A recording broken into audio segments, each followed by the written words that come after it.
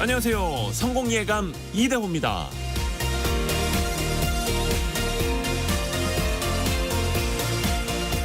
기회는 어디에 있을까? 기회는 바로 사람들이 불평하는 곳에 있다. 사람들이 불평을 할 때면 기회가 나타난다.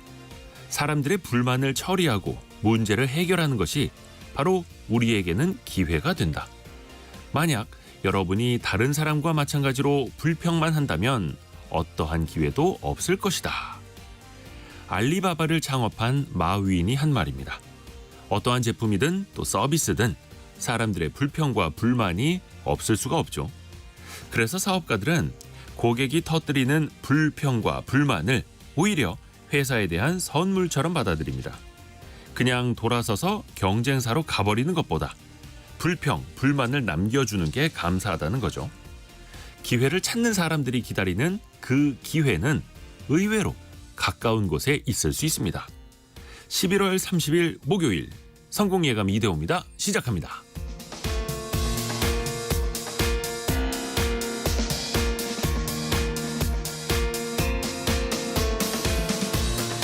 안녕하세요. 이대호입니다. 저희 역시 여러분의 불평, 불만을 감사하게 생각을 하고 있습니다. 오늘도 많은 분들 출석 체크해주고 계셔서 감사드리고요. 김태현 님이 경주 살고 계시다고요. 새벽에 자고 있는 동안에 갑자기 지진이 나서 엄청 놀라서 확 깼습니다라고 또 문자 메시지 보내주셨습니다. 지역에 계시는 분들 별일 없으시길 바라겠고요. 또 혹시나 그 후에 나타날 수 있는 어떤 건축물의 균열이라든지 또 안전상의 문제가 있을 수도 있으니까 면밀하게 좀 검토해 주셔서 더 큰 일이 생기지 않도록 했으면 더 좋겠습니다. 자, 이렇게 여러분과 소통도 많이 하고요. 경제상식 퀴즈도 내드리면서 여러분의 경제상식도 한층 더 업그레이드 시켜드리겠습니다. 은행 대출을 받았다가 약속했던 만기보다 돈을 일찍 갚을 때 은행에다가 이 수수료를 내야 합니다. 이 금액이 지난해 약 2,800억 원 넘게 거쳤다고 합니다. 올해 상반기에만 1,800억 원 넘게 또 거쳤다고 해요. 문제는 합리적인 기준이 뭐냐? 고객들이 알 수가 없다라는 건데요.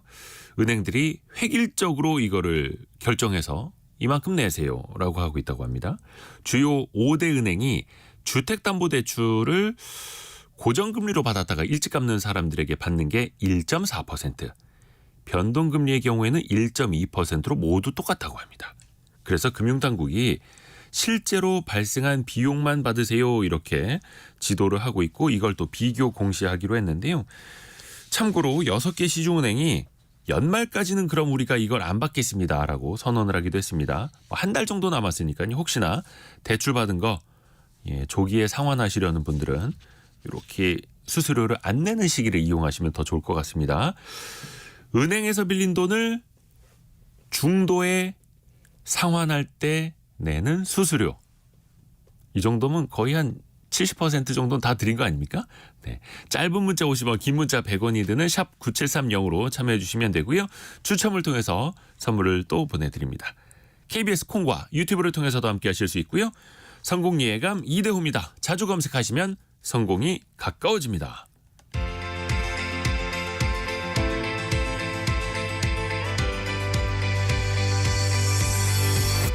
KBS 1라디오 성공예감 이대호입니다. 오늘의 경제 뉴스 손석우 경제평론가 그리고 파이낸셜 뉴스의 이환주 기자와 함께합니다. 안녕하세요. 네, 안녕하세요. 손석우 평론가부터 들어볼까요? 아이템부터. 연말이지 않습니까? 네. 또 이제 주택 그 종합부동산세의 시기가 돌아왔습니다. 올해는 일단은 대상자도 많이 줄고요. 네. 세액 자체도 많이 줄 것 같습니다. 이 소식 전해드리겠고요. 국민연금이 기금을 통해서 여러 군데 투자를 해서 이제 기금 운용을 하지 않습니까? 그 수익률을 9월까지 따져보니까 나름 선방을 하고 있었습니다. 그래서 기금 적립금도 지금 1,000조에 육박했다는 소식인데 이 소식 또한 같이 전해드리겠습니다. 네. 이환주 기자는요? 분당 일산과 같은 일기 신도시 아파트들을 다시 재건축할 수 있도록 하는 특별법이 국회를 통과했는데요. 내용 살펴보고요. 또 일부 브랜드가 약관을 통해 재판매, 일명 리셀을 막아왔는데 공정위가 문제가 있다라고 지적을 했습니다.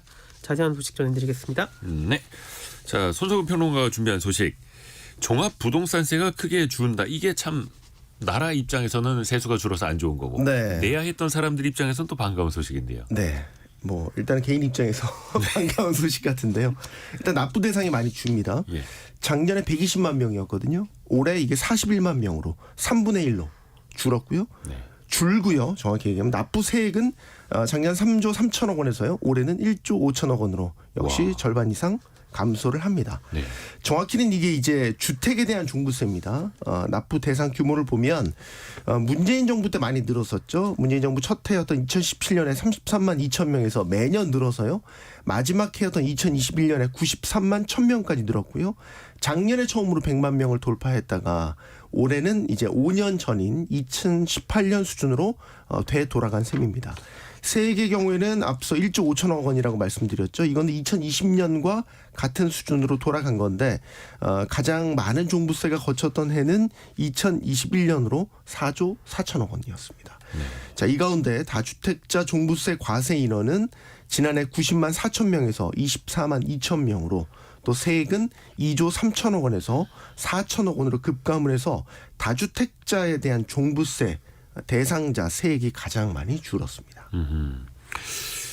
세금도 많이 줄었고 이걸 내야 하는 사람 수도 줄었고 네. 이유를 살펴봐야죠. 기본적으로 세제 개편이 있었죠. 이를 통해서 종부세율이 인하가 됐고요. 세제 개편을 통해서 역시 또 기본 공제가 확대된 영향도 있습니다. 여기에다가 공시가격이 하락한 영향 등이 복합적으로 작용한 결과로 보입니다. 윤석열 정부는 지난해 종부세율을요 0.6에서 6%에서 0.5에서 5%로 인하를 했고요. 여기에는 또 이제 서울과 같은 조정 대상 지역 내에 2주택자, 3주택자, 다주택자가 되겠죠. 다주택자에 대한 중과도 폐지를 했습니다. 자, 여기에다가 주택부 종부세 기본 공제 금액을 사실 이게 큰 건데 6억 원에서 9억 원으로 확대를 했습니다. 이 얘기는 이제 9억 원까지는 종부세가 부과되지 않는다라는 얘기죠. 네. 근데 이 사이에 걸려 있는 아파트나 뭐 주택들이 상당히 많이 있죠. 자, 그리고 실제 종부세 과세 표준을 결정하는 공시가격 비율, 공정시장 가액 비율이라는 게 있는데 이게 60%로 같은 수준을 유지한 가운데 공시가격이 떨어졌습니다. 평균 18.6%가 하락하면서 앞서 말씀드린 대로 대상자, 세액 모두 대폭 감소를 하게 된 겁니다. 특히 종부세라는 게 지역별로 좀 차이가 크지 않습니까? 그렇죠. 몇 가지 좀 예를 들어 주시겠어요? 네, 아무래도 이제 서울 수도권 지역에 종부세 대상자나 세액이 많이 몰려 있는데 네. 부동산 세금 계산 서비스를 통해서 시뮬레이션 해본 결과를 말씀을 드리면요. 서울 마포구에 위치한 전용 면적 84제곱미터 기준 마포 레미안 푸르지오 아파트를 예로 들어보겠습니다. 이 아파트를 소유한 1세대 1주택자의 경우에는 작년에는 종부세 85만 3천 원을 냈는데 올해는 대상자가 되지 않습니다. 내지 않는다는 얘기고요. 같은 크기의 이제 서울 송파구의 잠실 엘스 아파트를 가진 1세대 1주택자 보면 작년 종부세는 243만 원이었는데 올해는 44만 원으로 5분의 1까지 80% 넘게 줄어들 것으로 예측됐습니다. 자, 이렇게 서울 지역의 종부세 고지 인원 60% 가까이 줄었고요.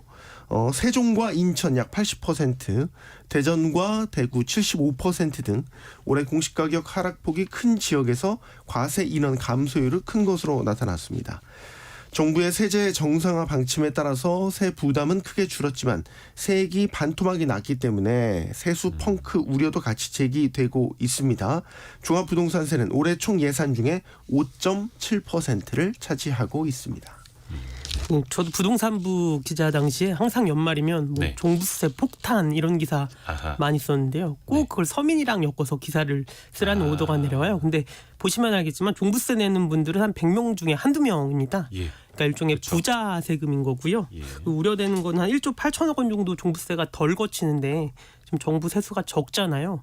이건 이제 뭐 정보지 형태로 기자들 사이에 돌았던 건데 내년 총선 끝나면은 담배값이 지금 한 4천 원, 5천 원에서 한 2배 정도 오를 수 있다 이런 소문도 있더라고요. 항상 그래서 이 종부세 자체가 뜨거운 감자죠.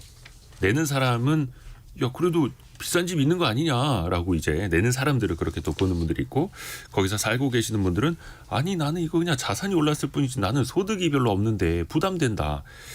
항상 그래서 뜨거운 감자. 한 주택만 있는 고령층에 대해서는 종부세를 아하. 완화해주는 또 제도들이 있습니다. 그렇죠, 그렇죠. 근본적으로 이제 미실현 이익이다. 아. 거기다 이제 재산세와 같이 따지면 이거 이중과세 아니냐. 뭐 이제 이런 논란도 늘 고질적으로 나오는. 요거는 또 나중에 저희 원탁의 기자들에서 네. 요거 또 한 30분 얘기해야 됩니다. 정부세를. 자, 이완주 기자 이야기도 좀 부동산 이야기인데 일기 신도시 이야기입니다. 이거 참 노후화되고 있어서 이것도 좀 빨리 어떻게 재건축을 해야 되는데 정부가 그래서 특별법을 추진하죠? 예, 그러니까 특별법이라는 건 일반법에 우선해서 빨리 추진하겠다라는 취지고요. 일기 신도시가 경기 분당, 일산, 평촌을 비롯한 수도권 지역의 대부분이 있는데요. 최근 국회에서 일기 신도시 용적률을 최대 500%까지 끌어올리고 이들 신도시의 재건축을 허용하는 것을 골자로 한 노후 계획도시 정비를 위한 특별법이 통과가 됐습니다. 수도권 5대 1기 신도시에는 현재 한 21만 가구가 살고 있거든요. 대부분 지어진 지 20년 이상 지났고 30년 이상 된 단지도 한 40%가 넘습니다. 1기 신도시 노후 아파트 개발의 수익성을 가장 크게 좌우하는 게 용적률인데요. 가장 먼저 재건축 적용이 가능한 분당과 일산 네. 용적률 각각 지금 보면은 184%, 169%입니다. 이를 최대 500%까지 늘릴 수 있게 한다라는 건데요. 즉 고층 아파트를 많이 지을 수 있게 허용을 한다라는 겁니다. 네. 이 국토부는 지자체별로 주거 환경 영향, 밀도 등을 감안해서 용적률을 차등 적용할 계획인데요. 해당 단지한테는 대폭 용적률 규제를 완화해 준다는 취지입니다. 예를 좀 들어주시겠어요? 그 예를 들어서 30층 아파트가 현재 네. 있다라고 치면요. 용적률이 2배 이상 늘어났다면 이를 60층 이상으로 올릴 수 있게 되는 겁니다. 그러면 가구 수도 2배가 되잖아요. 그럼 기존 거주민들은 늘어난 30층은 이제 다른 지역에 사는 일반 분들한테 일반 분양을 받아서 수익성을 극대화하고요. 그다음에 이주하면서 발생하는 각종 비용, 분담금을 줄일 수 있는 구조입니다. 물론 동간 거리가 짧고 사생활 침해 우려가 있고요. 채광 등을 비롯해서 녹지 공간이 부족한 즉 닭장 아파트 우려도 있습니다. 그렇죠. 근데 어쨌든 특별법이 통과하게 되면요. 지자체가 기본 계획을 수립하게 되는데요. 1기 신도시들이 특별 정비 예정 구역으로 지정이 되면요. 재건축 안전진단 규제도 완화해 줍니다. 리모델링 가구 수도 늘려주는 등 각종 혜택을 몰아주는 겁니다. 또 재건축 과정에서 문제가 컸던 기존 입주민의 이주 대책에 대해서는 지자체가 주도하고 정부가 지원하는 방안도 추후로 마련할 예정입니다. 또 원체 많기 때문에 이주 대책도 이게 한꺼번에 실행됐을 때 갈 곳이 어디 있느냐 또 이런 이야기 나올 수밖에 없어서 순차적으로라도 진행이 좀 착착착착 됐으면 하는 바람 가져보고요. 이거 말고도 재건축 관련된 법 또 하나 추진되는 게 있네요. 예, 국회에서 재건축 초과이익 환수에 관한 법률 개정안이 국토교통위원회 법안심사 소위원회를 통과했는데요. 네. 이 내용이 뭐냐면 재건축을 통한 집값 상승으로 얻은 초과 이익에 대해서 정부가 일정액이 넘어가면 이를 환수하고 있거든요. 그 금액 범위가 원래는 3천만 원이었는데 이제 앞으로는 8천만 원으로 올라갑니다. 네. 환수되는 비율도 전에는 이제 2천만 원 단위마다 그 비율이 올라갔는데 개정안에서는 5천만 원으로 늘어나는데요. 이 무슨 말이냐면 초과 이익이 8천만 원 이하면 네. 환수금을 안 내도 됩니다. 근데 이제 8천만 원부터 1억 3천만 원까지는 세율이 10%고요. 이후 5천만 원이 늘어날 때마다 환수 비율이 50%까지 늘어나게 됩니다. 전반적으로 그러니까 세금을 깎아주겠다라는 거고요. 그간 내가 살고 있는 아파트가 재건축돼서 발생한 이익인데 왜 정부가 이걸 환수해 가느냐라는 불만도 옛날부터 있었거든요. 그쵸. 근데 이제 재건축이라는 게 정부 주도로 뭐 도로도 깔고 인프라도 깔고 하면서 가격이 오르는 측면이 있잖아요. 그러니까 네. 이런 측면들을 과도할 경우에 이를 환수를 해서 정부가 뭐 공공 임대주택이라든지 이런 공공 분야에 사용하자는 취지고요. 국토부에 따르면 면제금 기준이 8천만 원으로 상향되면서 전국 44곳의 아파트 단지가 부담금 대상에서 제외가 되고요. 서울의 경우 부과 금액이 약 2억 원에서 1억 5천만 원 가량으로 30% 넘게 감소합니다. 이만큼 세금이 줄어드는 거고요. 초과이익을 환수하는 경우라도 1가구 1주택자로 20년 이상 장기 보유한 가구에 대해서는 최대 70%까지 국가가 환수금을 감면해주게 됩니다. 또 1가구 1주택 중에서 만 60세 이상 고령자의 경우에 담보 제공 조건을 전제로 상속이나 증여, 양도 등 해당 주택을 처분할 때까지 아까 말씀드린 대로 네. 환수금 납부를 유예할 수 있는 방안도 추정이 되고요. 고령자는 소득이 없는데 이 환수 부담금을 바로 낼 수 없기 때문에 그 기간을 유예해 주는 거고요. 근데 또 이번 개정안 통과를 두고 좀 서로 다른 해석도 나오는데요. 집이 있는 유주택자들은 재건축 초과이익 환수 면제 범위가 작다. 세금 더 깎아달라 이렇게 얘기를 하고 네. 있고요. 반면 정부 정책이 부동산 규제를 완화해주면서 유주택자, 부자들한테만 너무 유리하게 재건축을 허용하고 세금도 너무 많이 깎아주는 거 아니냐 이런 우려도 나옵니다. 앞에서 이야기 주셨던 그 노후 도시에 대해서 용적률 높여주는 방안, 또 재건축 초과 이익을 환수하는 방안, 이게 집값이 오르고 부동산 시장이 뜨거울 때는 사실 시끌시끌한데 네. 그래도 요즘에 조금 이제 안정기에 있고 어쩌면은 약세 회장이 또 있기 때문에 상대적인 논란 없이 또 이렇게 추진이 가능한 것 같습니다. 또 내년 계속 이런 시각으로 보면 끝이 없는데 내년 선거도 있다 총선을 보니까. 앞두고 이게 또 양 당에서 반대하기도 쉽지 않을 거예요. 사실 많은 분들이 민감하게 생각할 수 있는 부분이기 때문에. 자, 그리고 손석구 평론가가 준비한 네. 또 다른 소식. 국민연금의 투자 성적표가 나왔습니다. 네. 올해 들어서 이제 3분기까지 네. 운용 수익률, 기금 운용 수익률을 보니까 8.66%를 기록을 했더라고요. 그래서 네. 얼마 본 거예요? 80조 원. 80조 원을 네. 벌었다. 올해 수익을 들어서 올린 3분기까지. 겁니다. 분기별로 따져보면 1분기까지는 6.35%, 네. 2분기까지는 9.09%로 수익률을 올렸다가 3분기에 이제 8.66%니까 뭐 소폭 조정을 겪었다 이렇게 볼 수 있겠죠. 그러나 뭐 전반적인 글로벌 상황들을 보면 뭐 예를 들어서 금리 인상 기조, 뭐 자산 시장 전반적으로 부진했던 것을 감안하면 수익률 방어에는 나름 성공하고 있다 이렇게 평가를 할 수 있겠습니다. 자, 그런데요, 월별로 수익금 추이를 한번 쪼개서 한번 보면 이게 9월에 80조 4천억 원이었는데 7월과 8월엔 이게 모두 90조 원을 훌쩍 넘었거든요. 그래서 기금 설립 이후에 누적 운용 수익금을 보면 531조 6천억 원, 기금 평가액을 보면 984조 원에 달했는데 이 월로 쪼개 보면 한 달 전보다 13조 2천억 원가량 감소한 규모니까 이런 부분은 조금 아쉽게 보여진다 이렇게 볼 수 있겠습니다. 뭐 다만 국민연금 성적을 뭐 한 달 단위로 우리가 또 평가를 하는 건 너무 또 뭐 물론 그렇긴 하죠. 누적으로는 현재까지 531조 원을 벌었다. 평가액으로는 984조. 네. 역시 그래서 투자가 중요합니다. 잘해야 됩니다. 이게 또 어디에 투자를 했느냐에 따라서 성적표가 달라지지 않습니까? 그렇죠. 자산별로 어때요? 네. 자산별 수익률을 보면 주식 운용 수익률이 상대적으로 높았고요. 예. 그 중에서도 이제 해외 주식 수익률이 가장 높았고요. 반대로 이제 채권 투자 수익률은 상대적으로 부진했는데 국내 채권 시장 투자한 게 가장 부진한 성적을 냈습니다.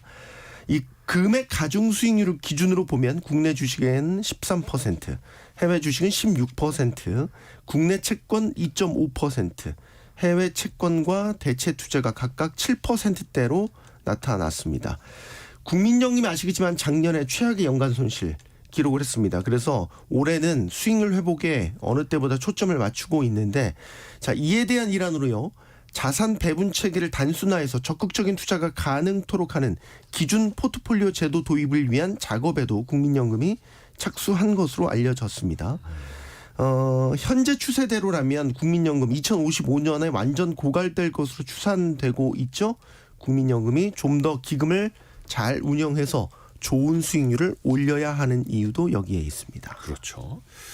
그리고 조금 전에 7666님이 의견 주셨는데요. 제가 오프닝 때 많은 분들의 불평, 불만도 도움이 되는 거다, 감사하다라고 말씀드렸잖아요. 뭐 불평, 불만까지는 아닙니다만 좋은 의견 주셔가지고 7666님이 어찌 20-30년 넘는 아파트를 노후 아파트라고 하는지요. 세계 어느 나라가 이 정도 된 아파트를 부수고 다시 짓나요? 정말 맞는 말씀입니다. 사실 콘크리트랑 구조만 놓고 보면 100년도 쓸 수 있는 거라고 하는데 우리 입장에서는 사실 또 이런 인식이 아직까지 남아있는 게 또 사실입니다. 이건 우리 집에 대한 뿌리 깊은 그 가치관이 네. 집은 투자의 개념으로 이제 여전히 보는 관점이 있어서 주거 새로 플러스 짓고, 투자. 네, 세우면 이제 가치가 올라간다라는 거에 대한 뭐 일종의 네. 그렇죠. 물론 이제 뭐 배관이라든지 전기 시설 이런 것들이 또 노후화되는 게 있긴 있습니다만, 요것도 원탁이 기자들 한 20분짜리 토론 주제인데 생각할 거리가 많아요. 다시 이완주 기자에게 갑니다. 그 리셀이라고 해서 가방이라든지 뭐 신발 이런 거 한정판 사가지고 더 높은 값에 파는 이런 행위들 하는 분들 많잖아요. 그래서 일부 업체들이 우리 거 가지고 리셀하지 마세요라고 또 하기도 했고, 근데 공정위가 그걸 지적을 했어요. 예, 공정거래위원회가 3개의 브랜드였는데요. 나이키, 샤넬, 에르메스 등 3개 브랜드의 이용 약관을 심사를 하고 10개 유형의 불공정 약관 조항을 시정을 했습니다. 예, 대표적으로 방금 말씀하신 이용 약관에 고객이 재판매, 일명 리셀을 목적으로 상품을 구매하는 경우에 계약을 취소할 수 있고 회원 자격 박탈을 할 수 있도록 자체적인 약관을 넣은 건데요. 예를 들어 나이키는 구매자가 리셀러이거나 재판매 목적으로 구매할 것이라고 회사가 판단했다면 회사가 판매 및 주문을 제한, 거절 또는 거부하거나 계약을 취소할 권한을 보유한다라고 명시해뒀습니다. 샤넬 역시 재판매 목적이 합리적으로 추정된다면 회원 자격을 박탈할 수 있다라고 약관에 규정했는데요. 회사가 보기에 재판매 할 것 같다 싶으면 네. 우리가 계약 일방적으로 파기하고 안 팔겠다 이런 뜻인데요. 근데 그걸 어떻게 가늠을 하는 거죠? 예, 맞습니다. 이에 대해서 딱 공정위가 지적한 건데요. 네. 구매자는 자신의 물건을 계속 보유할지 중고거래 등을 통해 처분할지를 결정할 수 있어야 한다면서 구매 이후 제3자와의 계약을 무조건 제한하는 조항은 약관법상 문제가 있다라고 지적을 했고요. 그리고 방금 말씀하신 재판매 목적의 구매인지를 회사가 자의적으로 판단할 소지가 있다는 점도 문제라고 그렇죠. 지적을 했습니다. 실제로 이들 브랜드들은 한정판 제품을 수시로 출시를 하면서요. 가격을 좀 부풀리고 일정 부분 중고 시장을 조성하는 데 기여한 측면이 컸는데 이들 브랜드들의 갑질에 대해서 공정위가 적합한 판단을 했다라고 소비자들은 환영하고 있는 분위기고요. 또 고가품 업계에서는 재판매 목적의 구매를 막기 위한 제한 조치가 풀리면서 이제 리셀 시장이 활기를 되찾을 수 있다 이런 전망도 나오고 있고요. 하지만 일부 또 재판매 업자가 활기를 칠 길이 열리면서 또 시장이 혼탁해질 수 있다라는 우려도 동시에 나오고 있습니다. 근데 사실 이런 한정판 에디션이 높은 값에 팔리는 이유가 어디선가 누군가는 되팔 수 있기 때문에 또 그 가격을 밀어올리는 효과들도 있는 거잖아요. 그 업체들도 사실은 그 득을 본 게 있는데 또 이 밖에 문제가 된 다른 약관들도 있습니까? 예, 고객의 상품 등 소비자가 작성한 콘텐츠를 사업자가 무단으로 사용할 수 있도록 규정한 조항도 지적이 됐는데요. 회원 동의 없이 회원이 올린 그 리뷰 같은 게시물을 수정하는 등 회사가 자체적으로 편집할 수 있게 하거나 회원의 콘텐츠를 광범위하게 이용할 수 있게 하는 그 약관이 저작권 침해에 해당한다라고 공정위는 판단을 했습니다. 또 판매자와 구입자 간의 귀책 사유를 따지지 않고 사업자의 모든 책임을 배제하는 조항, 포괄적인 사유에 의해 판매자가 자의적으로 계약이나 주문을 취소할 수 있게 한 조항 등도 불공정 약관으로 지적이 됐는데요. 그러니까 일방적으로 회사에 유리한 조항들이었던 겁니다. 이거에 대해서 공정위가 지적을 했고요. 이제 세계 업체는 지적받은 내용에 대해서 약관 조항을 모두 스스로 시정을 한 상황입니다. 그 물건 온라인으로 사시는 분들 많으시니까 한 가지 팁을 드리면은 그 회사의 자체 사이트 있잖아요.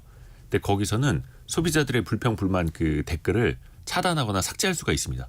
그래서 별점이 높은 것만 보이도록 그렇게 자기네들이 자의적으로 할 수가 있고, 근데 포털 사이트에서 운영하는 뭐 스마트 스토어 같은 거 있지 않습니까? 네. 거기서는 판매자가 리뷰를 바꾸거나 삭제할 수가 없어요. 그런 권한을 안 줍니다. 그래서 그게 맞죠. 예, 그게 맞죠. 그래서 어떤 게 더 공정하고 객관적인가도 소비자들이 알고 계시면 좋겠다. 우리가 댓글 같은 거 볼 때 이게 혹시 뭐 이렇게 홍보성으로 조작된 거 아닌가 의심을 해서 되게 자연스러운 댓글을 찾잖아요. 네. 정말로 일반 소비자가 올린 것 같은. 맞습니다. 근데 요즘에 의혹이 이제 일반 소비자가 올린 것 같은 그런 댓글 자체도 어떤 그런 것들을 전문적으로 해주는 그렇죠. 업체에 대행사들. 의해서 예. 대행사들에 의해서 올린 거다. 이제 이런 게 그렇죠. 이 사례들이 확인되면서 의심을 갖게 되죠. 그래서 저는 노하우인데요. 별 하나짜리 댓글만 유심히 봅니다. 그래서 불만 사항을 최대한 피해가자라는 주의입니다. 그 별 하나짜리 주는 게 이완주 기자 아닙니까? 아, 저는 리뷰를 잘 달지 않습니다. 파이낸셜 뉴스 이완주 기자 그리고 손석우 경제평론가 함께했습니다. 고맙습니다. 네, 고맙습니다. 감사합니다.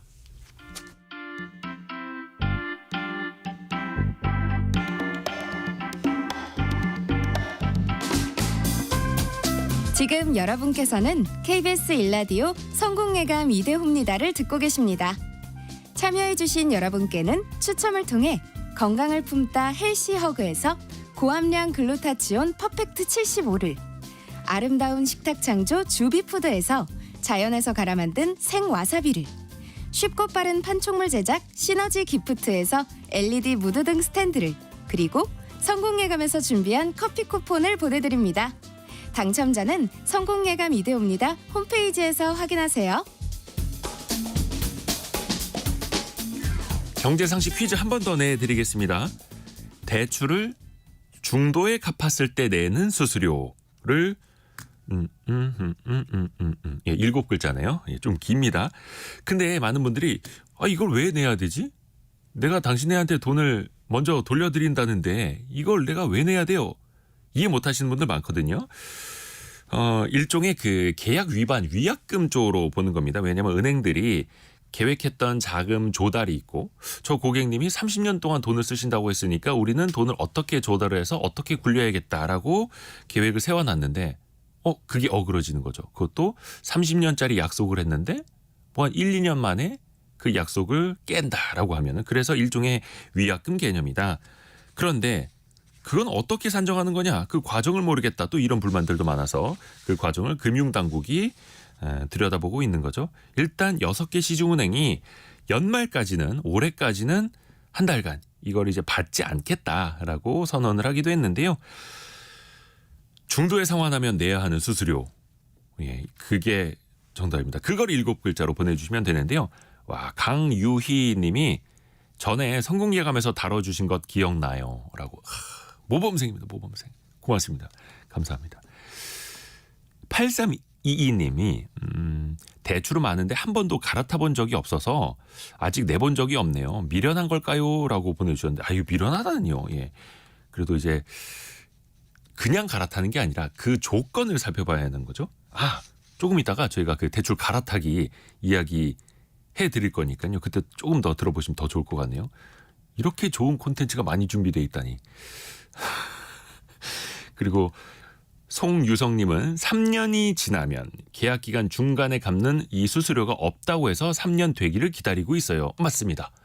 뭐 10년짜리라고 해서 뭐 9년 5개월 만에 갚았는데 수수료 내야 돼. 이거 아니고요. 보통 일반적으로는 3년 지나면 이 수수료가 사라지는 그런 계약들이 많습니다. 다만 이거는 대출마다 다를 수 있으니까요. 대출 계약을 꼼꼼히 살펴보셔야 됩니다. 여러분이 생각하시는 정답도 의견 짧은 문자 50원, 긴 문자 100원이 드는 샵 9730 문자 메시지나 KBS 콩으로 보내주시면 됩니다.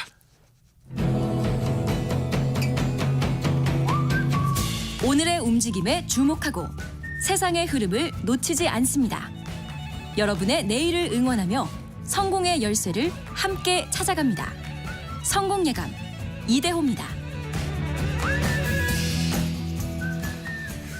대출 갈아타기. 근데 조금 더 편하게 갈아타고 싶고 조금 더 싼 금융회사를 쉽게 찾고 싶고 그게 얼마 전부터 시작이 됐습니다. 그리고 앞으로 더 확대가 될 예정인데요.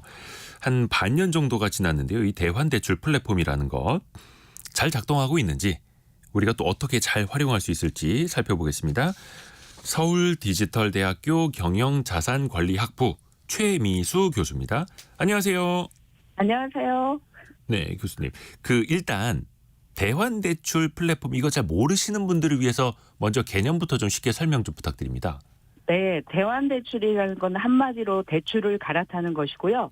대출을 어떻게 갈아타냐라고 하면 이제 기존 대출보다 훨씬 더 좋은 조건으로 신규 대출을 받아서 기존 대출을 갚는, 상환하는 것을 말합니다. 이렇게 대출 갈아타기를 하는 이유는 딱 한 가지겠죠. 금리가 더 낮은 것으로 이제 갈아타기 위해서 대환대출을 하게 되고요. 네. 근데 대환대출을 하게 되면 이제 좋은 게 이자율 좀 방금 말씀드린 대로 좀 낮출 수 있고요. 그리고 제가 이제 기존에 가지고 있었던 그 대출 한도를 좀 더 늘릴 수 있고요.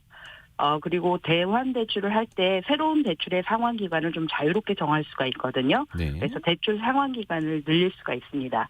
단 대환대출을 하기 위해서는 좀 자격 조건이 맞아야 되고요.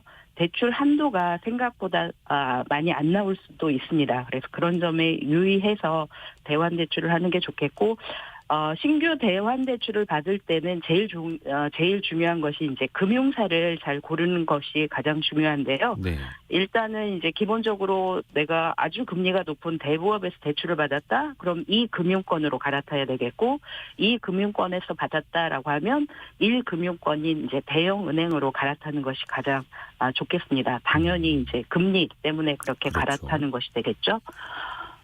그리고 그 갈아타기를 할 수 있는 이제 그 대환대출 그 사이트에서 할 수 있는 것은 네. 대출 비교 플랫폼 앱이 있고요. 우리가 잘 알고 있는 뭐 네이버페이, 뱅크샐러드, 카카오페이 같은 그다음에 한 가지는 이제 금융회사 앱이 있는데요. 네. 플랫폼 앱에서는 내 흩어진 금융 정보를 한눈에 다 확인할 수 있는 그 마이데이터를 통하면 기존 대출을 다 확인해서 여러 금융회사의 대출 조건을 비교를 하고요.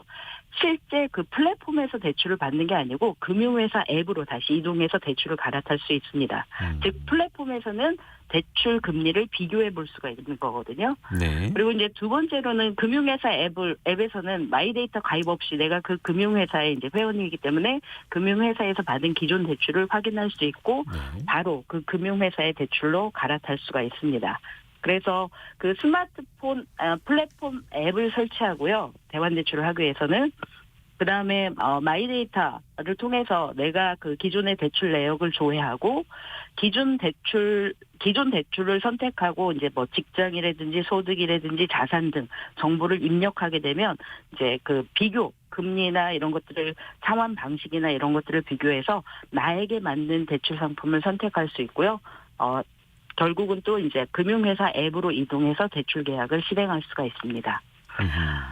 서비스를 이용하는 시간은 은행 영업 시간하고 같고요. 서비스 이용 횟수는 제한이 없고 특히 이제 그 우리가 금융 소외계층이라고 하는 고령자 등의 경우에는 스마트폰 이용이 익숙하지가 않겠죠. 그래서 그런 경우에는 이제 은행 영업점 방문해서 이런 대출 갈아타기를 신청할 수가 있습니다. 그 플랫폼을 통해서 갈아타기가 가능하다라고 말씀을 해주셨는데 네. 이게 또 검색을 해보면 이걸 노리고 네. 그냥 그 중개 사이트들이지 않습니까? 그 민간에서 네. 막 운영을 하는 네. 그렇게 난립하는 업체들도 마치 대환대출 플랫폼인 것처럼 네. 홍보를 하는 것들도 많던데 네. 좀 주의할 점도 좀 알려주세요. 네, 그래서 대출 배급 플랫폼 앱은 몇 가지로 정해져 있습니다. 우리가 알고 있는 뭐 네이버페이, 뱅크샐러드, 카카오페이, 토스트핀다 뭐 이런 플랫폼 앱을 통해서 해야 되는 거고요. 이런 것들과 관련해서 이제 주의할 점에서 제가 말씀드리려고 했는데 그 보이스피싱도 사실 유의해야 됩니다. 비슷한 유형의 그런 플랫폼 앱처럼 만들어 놓고 대환 대출을 유도하는 경우가 있기 때문에 그렇죠. 개인정보 이런 입력하라고. 경우는 네, 예. 그렇죠. 네. 우리가 알고 있는 플랫폼 앱 그걸 먼저 확인하는 것이 중요할 것 같습니다. 그렇죠. 그리고 믿을 만한 금융사 사이트인지 포털 사이트인지도 항상 보셔야 되는 거고요. 네. 그리고 아직까지는 모든 네. 대출을 다 갈아탈 수 있는 것도 아니죠? 네. 모든 대출을 지금 갈아탈 수 있지 않고요. 지금 현재는 이제 그 신용대출, 신용대출과 카드론만 가능합니다. 그래서 여러분들이 이제 뉴스를 통해서 보셔서 아시겠지만 이제 올해 말이나 내년 초에 이제 주택담보대출로 확대할 것이다라고 나왔고요. 지금 현재는 신용대출과 카드론만 가능합니다. 네. 그러면 이게 출시된 지 거의 한 6개월 정도 된 걸로 알고 있는데요. 네. 대출 갈아타기에서 정말로 많은 네. 분들이 이자를 많이 아꼈을까요? 어떻습니까? 이자가 실제 아껴졌다라고 생각이 드는데요. 네. 그 대출 대환 그 인프라를 통해서 지금 현재까지 한 거 보면 한 8만 7천 명 금융 소비자가 대환 대출을 했는데요. 실제 낮은 금리로 갈아탔습니다. 그래서 실질적으로 직접적인 이자 절감 효과가 있고요. 그게 연으로 따지면 약 398억 원 수준, 평균 약 1.6%포인트 하락한 것으로 나타납니다. 그래서 대출 금리를 낮춤으로써 신용 점수가 금융 소비자 입장에서는 좀 올라가고요. 그래서 평균 신용 점수도 약 35점 상승한 것으로 보이고 있습니다. 그리고 앞서 그 대출 갈아타기를 할 때 네. 대부업에서 2금융권에서 1금융권으로 갈아타야 된다라고 했는데 실제로 그 대출 갈아타기를 했을 때 뭐 저축은행이나 여전사 등 그 제2금융권 간의 이동도 좀 있었고요. 네. 제2금융권에서 1은행권으로 이동한 사례가 실제 많이 증가를 했습니다. 그래서 금융 정보나 그 모바일 환경에 대한 접근성이 높은 뭐 고신용자, 뭐 은행권 그런 금융 소비자의 이동이 실질적으로 주를 이뤘다라고 할 수가 있겠습니다. 실질적으로 1.6%포인트 정도 이자율, 금리가 떨어졌다. 네.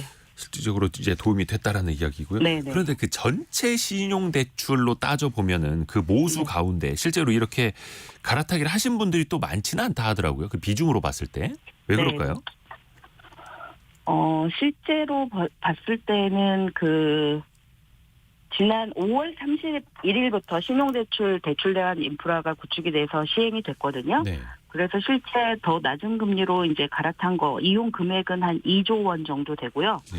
그러니까 5월 말부터 5월에 시작해서 11월 초까지 그 신용대출 대환 규모가 이제 2조 원이면 사실 전체 대출 규모에서 그렇게 높지는 않다라고 했는데 그것이 이제 금리 상승기여가지고 네. 과거에 받은 신용대출 금리 대비 대환을 했을 때 금리 매력도가 아직 높지가 않거든요. 그래서 대환 수요가 이런 서비스가 시행이 됐지만 좀 낮다라고 분석을 할 수 있을 것 같습니다.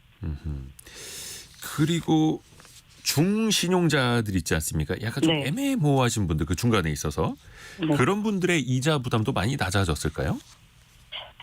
중신용자들의 이자 부담도 사실 많이 낮아졌고요. 네. 그거 이자뿐만 아니라 특히 중저신용자들에 관련되는 여러 가지 이제 좀 금리뿐만 아닌 여러 가지 서비스들이 좀 이번 대환대출 시작하면서 하고 있습니다. 특히 이제 정부에서 중저신용자뿐만 아니라 뭐 소상공인이라든지 자영업자 7% 이상의 이제 고금리 대출을 받은 그런 중저신용자를 대상으로 해서 한 5.5% 이하의 이제 저금리 대출로 바꿔주는 정책을 사실 하고 있고요.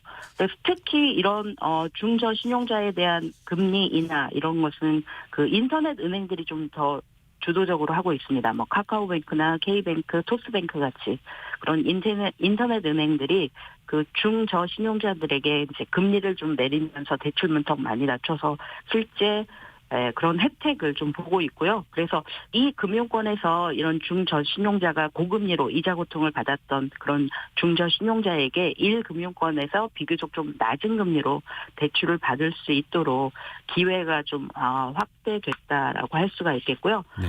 특히 이런 인터넷 은행들이 이제 저신용자 목표에 이제 그 금리 낮추는 거에 좀 더 많이 역할을 하고 있고 이 금융권을 이용하는 이런 소상공인, 자영업자, 중저신용자들이 이제 낮은 금리의 대출로 갈아타면서 이제 부담을 낮추는 그런 대환 대출이 앞으로 좀 더 확대될 것으로 보이고 있고요. 은행권에서도 마찬가지로 대환 대출 확대를 이제 상생 금융으로 가는 길이다라고 해서 이제 좀 더 확대하고 있고 또 한 가지는 며칠 전에 발표가 됐는데요. 이제 은행연합회에서 12월 1일부터 31일까지 한 달 동안 가계대출을 상환하거나 같은 은행의 다른 상품으로 대환하는 경우에 중도 상환 수수료를 한 달 동안 이제 전액 감면하기로 했거든요. 네.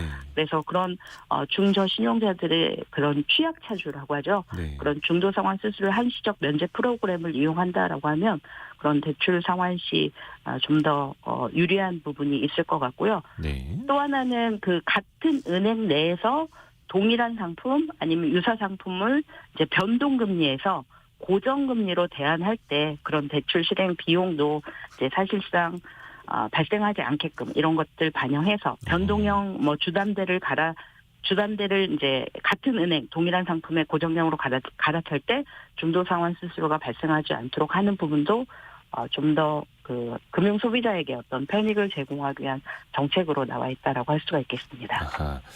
은행들이 상생 차원에서요. 네네. 그리고 조금 전에 그 7글자로 말씀하셨던 거 대출 그 네. 만기 전에 먼저 갚았을 때 내야 하는 수수료 이거는 저희가 경제상식 퀴즈였는데 네. 예, 교수님이 한 4번 아유. 정도 언급해 주셔서 감사드립니다. 네. 자 그리고 이게 대환대출 이게 갈아타기가 기존에는 신용대출만 됐었는데 시차를 두고 이게 부동산 담보대출로 확대가 되죠.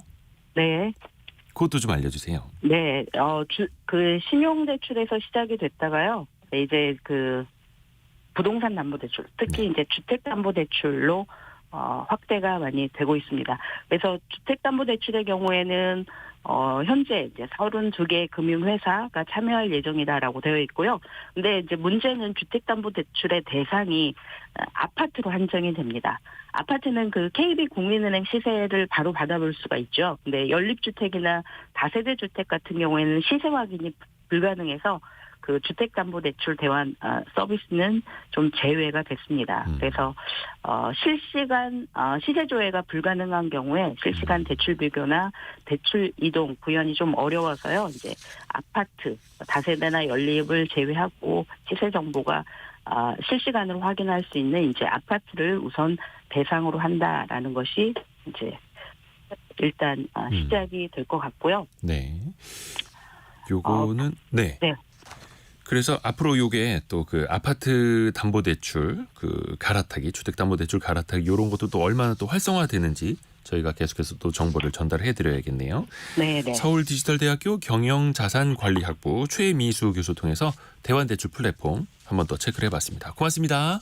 네, 감사합니다. 라디오 정보센터 다녀옵니다.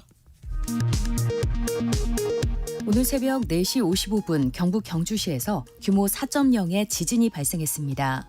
이번 지진으로 경북은 물론 부산과 경남, 울산, 충남 지역에서도 진동을 느꼈다는 신고가 접수됐습니다. 소방청은 구급 출동 건수는 없다고 밝혔습니다. 이번 규모 4.0 지진은 올해 우리나라 지진 가운데 두 번째로 강했고 육상에서 발생한 지진으로는 가장 강했습니다. 한국수력원자력은 경북 경주에서 발생한 규모 4.0 지진과 관련해 원전 가동에는 지장이 없다고 밝혔습니다.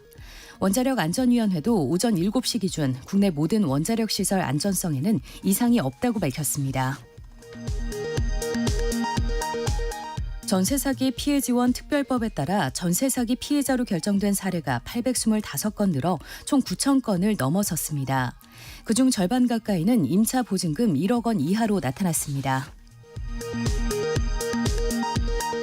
미국의 경제 성장과 물가 상승 속도가 둔화했다는 미국 중앙은행 연방준비제도의 평가가 나왔습니다. 계속된 금리 인상이 끝날 것이란 최근 관측에 한층 무게가 실립니다. 지금까지 라디오 정보센터 조진주였습니다. 근데 저희 성공예감 이대호입니다에는 왜 이렇게 진상 고객이 없죠? 어디 가나 진상 고객이 있다라고 하는데 저희는 다 이렇게 좋은 분들만 듣고 계셔가지고 그런 얘기 있다고 해요. 진상 총량의 법칙. 어디 가나 항상 진상 떠는 사람이 있다. 그런데 뭐 도를 넘는 사람들에 대해서 이렇게 표현을 하기도 하는데요. 근데 그게 또 내가 될 수도 있어요. 나도 모르게. 그리고 그런 사람들을 맞닥뜨렸을 때 과연 어떻게 대처해야 하나. 고민이 될 겁니다. 그래서 심리학개론 시간에 마련을 해봤습니다. 상담 심리사 그리고 연세대 연구교수인 이헌주 교수와 함께합니다. 안녕하세요. 네, 안녕하세요. 교수님은 진상이라는 말은 들어보진 않으셨죠? 네, 저는 사실 들어보지는 않았던 것 같은데 네. 저도 사실 또 한번 성찰해봐야 될 것 같아요, 그렇죠? 또 이렇게 자아 성찰이. 네. 근데 사실 성찰하신 분들은 진상이 될 리가 없겠죠. 사실 진상을 많이 하시는 분들은 일단 관계 효과가 좀 적고요. 예. 본인이 진상을 부린다고 잘 생각하지 않는 경우가 많아요. 그렇죠. 진상은 자기가 진상이고 모르겠죠. 네. 하여튼 그런 분들이 듣고 계실 수도 있을 텐데 좀 도움이 되는 말씀을 좀 해보면 좋을 것 같습니다. 가끔 사회면이나 네. 그 인터넷 그 토픽 이슈 이런 기사들 보면은 정말 네. 어디서 억지 부린다, 소란 피웠다 말 그대로 기상천외한 진상들이 네. 많이 나타나거든요. 네. 그런 분들이 많아지는 이유는 어떻게 우리가 생각할 수 있을까요? 일단 진상을 많이 좀 부리시는 분들 중에 예. 특히 핵심 감정 자체가 분노가 많으신 분들이 많아요. 원래 화가 많은 네, 사람. 화가 많으신 거죠. 예. 근데 이 화를 아무한테 못 내거든요. 그랬다가 화는- 큰일 나니까. 그렇죠. 화를 아무한테나 낼 수가 없잖아요. 내가 상사한테 화를 내요. 쉽지 않잖아요. 상대 봐가면서 한다는 거죠? 그렇죠. 네. 근데 이제 분노 감정이라는 게 나는 맞고 너는 틀리다는 거거든요. 그렇죠. 이 분노 감정은 두 가지가 가지고 있어요. 굉장히 강한 감정이고 나는 맞고 당신은 틀려. 나 지금 화났거든요. 당신한테. 이 예. 말은 내가 맞고 당신이 틀리니까 빨리 나한테 맞춰라 이런 뜻이란 말이에요. 근데 이런 부분들은 보통 상대를 봐가면서 하는 경우들이 많이 있고요. 또 우리 사회 전반으로 좀 관계성이 옅어져 있는 부분이 한몫을 하고요. 또 이 갑질이라든지 진상이라든지 이런 것들은 반드시 관계 역학 속에서 수직적 관계에서만 발생을 합니다. 수직적 관계에서만 발생한다? 네네네. 수평적인 관계에서는 발생하지 않아요? 뭐 친구나 동료들 사이에서는? 네, 수평적 관계에서는 거의 발생하지 않고요. 수직적 관계에서도 또 그중에서도 자기가 갑의 위치에 있을 때, 자기가 위에 있을 때 보통 이 갑질이 발생한다. 그렇게 말씀드릴 수 있죠.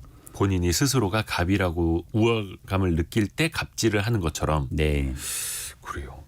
이게 그러면 사회적으로 어떤 뭐 경쟁에서 우위에 서기 위해서 더 오히려 진상이 드러나는 그런 이유도 있을까요? 그런 것도 있죠. 좀 대한민국의 전반적인 사회적 분위기 자체에서 좀 경쟁전 시스템이 좀 강한 것 같아요. 그렇죠. 우리 아이들 보면 친구끼리 행복하고 편안하게 잘 지내라 이렇게 얘기는 하지만 네. 사실 요즘 우리 사회에서 우리 아이들이 놀이터에 있는 아이들도 거의 없고 또 우리 아이들이 어렸을 때부터 친구가 그냥 친구가 아니라 경쟁자잖아요. 그렇죠? 엄마 친구 아들, 뭐 엄마 친구 딸 보통 이런 사람들이 많잖아요. 네. 그러다 보니까 이게 사람을 어떻게 보면 동반자, 어떤 배려의 대상으로 보는 것이 아니라 어떤 내 거를 챙기고 내가 좀 더 우위에 서려고 하는 또 상대를 좀 통제하려고 하는 그런 경향성이 조금 우리 사회에 곳곳이 배어 있다 이렇게 말씀드릴 수도 있어요. 그래서 아우 저 진상 네. 이렇게 되는 거죠. 근데 그 진상도 어디까지가 진짜 진상이고 피해를 주는 사람인지 네. 이걸 좀 유형별로 나눠볼 수 있을까요? 뭐 여러 가지가 있을 수 있는데요. 그중에 몇 가지를 말씀드려 보자면은 네. 먼저는 불만을 계속 얘기하시는 분이 계십니다. 그러니까 작은 것을 잡아서 네. 예, 손님이라면 계속 작은 것을 이렇게 불만을 쏟아내시는 분들. 또 두 번째는 요구가 굉장히 많은 분들. 왜 손님이거나 내가 어떤 대접을 받아들이시는 분들은 요구를 할 수는 있잖아요. 근데 서비스의 범위를 넘어서 자꾸 뭔가 나만 특별한 대우를 받으려고 하시는 분들. 네. 또 세 번째는 규칙을 계속 무시하는 분들. 뭐 대기 줄이 있는데 그런 걸 무시한다든지 아니면 주차할 수가 없는데 막 주차를 그냥 무조건 차를 막 대놓는다든지. 그리고 네 번째는 좀 무례한 사람. 사실 네 번째가 굉장히 흔합니다. 이게요, 약간 미묘하게 하시는 분들도 계십니다. 무례한 사람이 흔하다. 네, 굉장히 흔해요. 저는 20대 때 약간 산에서 무슨 벌목하는 그런 아르바이트를 나간 적이 있어요. 네. 근데 거기서 뭐 사실 다 그 직원들이었거든요. 저희가 다 이제 노가다 하는 사실 저희 다 네네. 직원들이었는데 봉사활동 같은. 네네 저보다 나이가 많으신 분이 저를 부르시는 거예요. 야, 너 일로 와봐. 너 일로 와봐. 빨리 뛰어. 어른이 오라면 빨리 뛰어야지. 저를 부르시는 거예요. 그래서 뭔가 하고 제가 뛰어갔어요. 네. 그랬더니 너 가가지고 바카스 좀 사오래요. 너 가서 바카스 좀 사와. 음료수 사오라고. 그러면서 저한테 뭐라 그러냐면은 하나는 더 먹고 바카스 사와 뛰어가가지고. 그래서 제가 막 뛰어갔던 기억이 나거든요. 그게 이제 그 사람 입장에선 당연한 심부름. 네. 그래서 저는 뛰어가면서 되게 멀었단 말이에요. 바카스 사는 데가. 그래서 여기까지 내가 왜 뛰어가고 있지? 이런 생각이 들었는데 어떻게 보면 무례한 사람들이 이렇게 상대를 딱 보고 나보다 좀 아래에 있다고 생각하면은 약간 반말한다든지 뭘 그냥 자꾸 시킨다든지 여기 화장실 어디야? 뭐 이렇게 한다든지 잔돈 너 가져? 근데 뭐 1,000원 되고 920원이에요. 뭔가 약간 이게 80원은 받았지만 이게 기분이 좋지 않은 그냥 그 무례한 말투. 행동 말투를 네. 잘 하는 사람, 자주 네. 하는 사람들. 네, 네. 이게 일단 여기까지 듣고 네. 속보 나온 게 있어가지고요. 조금 전에 한국은행 기준금리가 동결이 됐습니다. 오늘 한국은행 금융통화위원회가 열리는 11월 30일인데요. 예상대로 연 3.5%로 또 동결이 됐습니다. 지난 1월에 한 차례 올린 이후에 10개월째 그 사이에 금통위는 7번 열렸는데 7회 연속해서 기준금리는 동결이 되고 있습니다. 이 이야기는 저희가 또 2부에 조금 더 자세히 다루어 드리도록 하겠습니다. 자, 해서 다시 진상의 유형. 네. 불만이 많은 사람, 요구가 많은 사람, 규칙을 무시하는 사람, 무례한 사람. 네. 또 있습니까? 마지막 가장 최악인 유형. 이게 최악이? 약점을 잡는 사람. 남의 약점 네. 잡아가지고. 뭐 하나만 걸려라. 별점 테러한다. 내가 여기 다 소문낸다 당신. 왜 서비스가 이 모양이냐? 댓글을 내가 아주 막 악플을 단다. 뭔가 아무튼 자기가 할 수 있는 뭔가 피해를 주겠다고 이렇게 은근히 협박하는 사람, 자기의 지위를 가지고 이 사람을 협박하는 사람 이런 경향이 있고요. 이게 다 복합적으로 이루어진 경우도 상당하다 이렇게 말씀드릴 수 있겠네요. 근데 이게 또 관계에서는 본인이 갑의 위치라고 생각을 하는 사람들. 내가 누군지 알아? 이 말은 내가 너보다 위라는 얘기입니다. 그런 부분들이 이런 관계 역학 속에서 많이 나타나죠.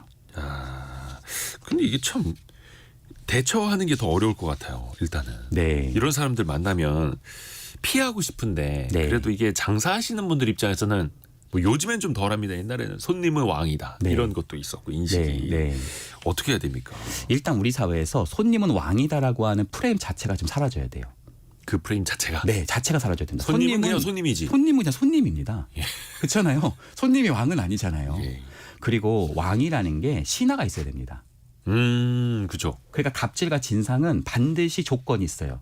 그건 뭐냐면 자기가 왕의 자리에 등극을 해야 되잖아요. 예. 근데 반드시 필요한 사람이 신하입니다. 부릴 사람. 네. 그러니까 처음에 이런 진상을 더 많이 피게 하는 그런 어떤 사람들의 옆에는 누가 항상 있냐면 항상 좀 직원이 너무 호의적이거나 아니면 너무 비위를 맞추거나 그런 것 자체를 좀 하지 않는 연습을 해보는 것도 좀 도움이 됩니다. 보통 강약, 약강이라고 그러죠. 더 비위를 맞추면 더 갑질하게 되는 이런 경향이 그 사람 안에 굉장히 좀 숨어 있다라고 말씀드릴 수 있겠네요. 오승자님이 쇼핑몰 운영하고 있는데 좀 고객들 때문에 힘들다라는 이야기도 보내주고 계세요. 진짜 네. 정말로 뭐 주소를 고객이 잘못 적어서 생긴 일인데 네. 이걸 또 쇼핑몰에 막 어떻게 막 요구하는 분들도 많을 것 같고. 네. 아이고 어떻게 대처를 해야 됩니까 이런 분들한테는. 사실 정말 어려운 일이라고 생각해요. 또 자영업 하시고 계시는 분들이 생계니까 그렇죠. 예, 예. 어쩔 수 없이 참아야 되는 뭐 상황들 이런 것들이 다 뭐 잘못됐다. 무조건 뭐 당당하게 해라 이렇게 말씀드리는 건 절대 아니에요. 다만 처음부터 예상할 수 있게 서비스의 범위가 뭔지를 명확하게 얘기하는 게 좀 낫습니다. 아, 예를 들자면 저희는 따로 할인을 제공하지는 않고요. 예. 기본적으로 음식이 좀 저렴해요. 이렇게 말씀을 좀 해주시는 거예요. 저희가 지금 카페에 앉아 있는 시간은 최대한 2시간인데 또 음료를 1인당 한 잔씩 드시면 또 연장해서 계실 수 있으세요. 이렇게 말씀을 조금 먼저 범위를 제공해 주시는 게 낫고요. 범위를 제공하라. 네, 서비스의 범위가 어디까지인지. 일종의 약간의 선을 또 긋는 그런 네, 거네요. 네, 네, 네. 그래요. 이때 이제 반대로 또 이야기를 해볼까요? 요거 하나만 더. 네. 반대로 내가 진상이 될 수도 있을 겁니다. 네. 분명히 진상들은 본인이 진상인 거 모르겠지만 네. 이거는 우리가 어떻게 체크해 볼 수 있을까요? 보통 우리가 손님이어서 이제 직원한테 갑질을 하게 됐을 때 그 네. 손님은 영원히 진상이 있는 게 아니잖아요. 예. 또 회사에 가면은 또 갑질하는 상사에게 또 진상을 막 겪게 될 수도 있단 말이에요. 네. 그러니까 우리 사회에서 이런 상호 배려는 어떻게 보면 상호적일 수 있다라고 하는 것이고요. 또 하나는 내가 진짜 진상을 부린 잘 모르면은요.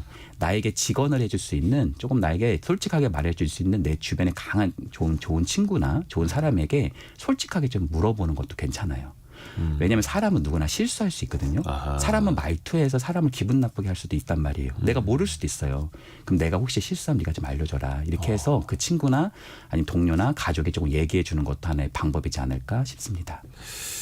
그렇게 하는 사람이라면 진상을 안 떨겠죠. 네, 맞습니다. 그리고 항상 혹시나 이 갑질이나 진상질에 당하지 않도록 상호성 네, 그리고 어떤 범위 선을 긋는 것 네. 그래야지 또 우리 스스로 나를 또 지킬 수 있는 거고요. 내 네. 마음을. 공격이 아니다. 방어다. 방어다. 나는 당신의 통제 아래 있지 않다. 나는 신하가 아니다. 라는 그 방식 분명하게. 자체를 네, 나의 존엄성을 잘 지키시길 바랍니다. 오늘도 연세대 이현주 연구교수 통해서 많이 배웠습니다. 고맙습니다. 네, 감사합니다. 저희가 2부에서는요. 조금 전에 그 한국은행이 금리를 동결을 했는데 그 소식 포함을 해서 경제 전망까지 또 같이 해보겠습니다. 10시 5분에 돌아오겠습니다.